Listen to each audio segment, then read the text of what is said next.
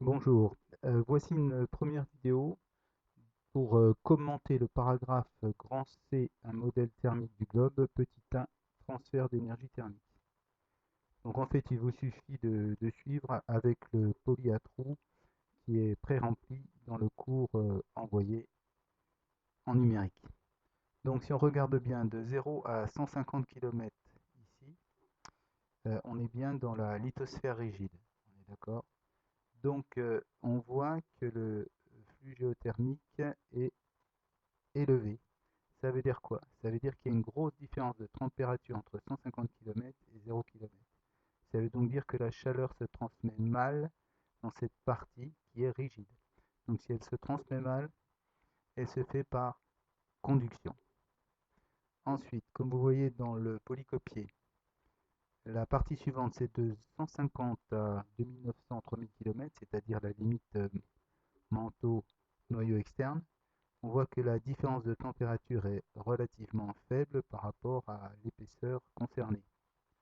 On va donc dire que le gradient géothermique est faible, c'est-à-dire qu'il y a relativement peu de différence malgré la distance.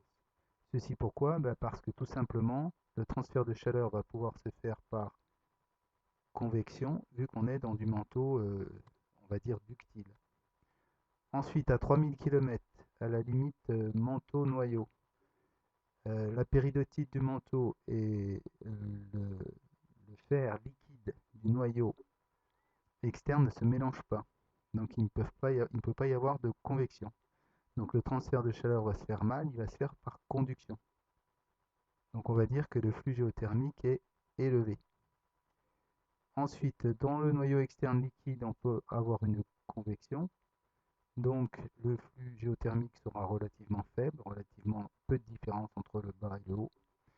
Et ensuite, alors là il manque peut-être un prolongement, dans le noyau interne qui est solide, bien là, le transfert de chaleur ne va pouvoir se faire que par conduction. Donc il sera efficace et le flux géothermique,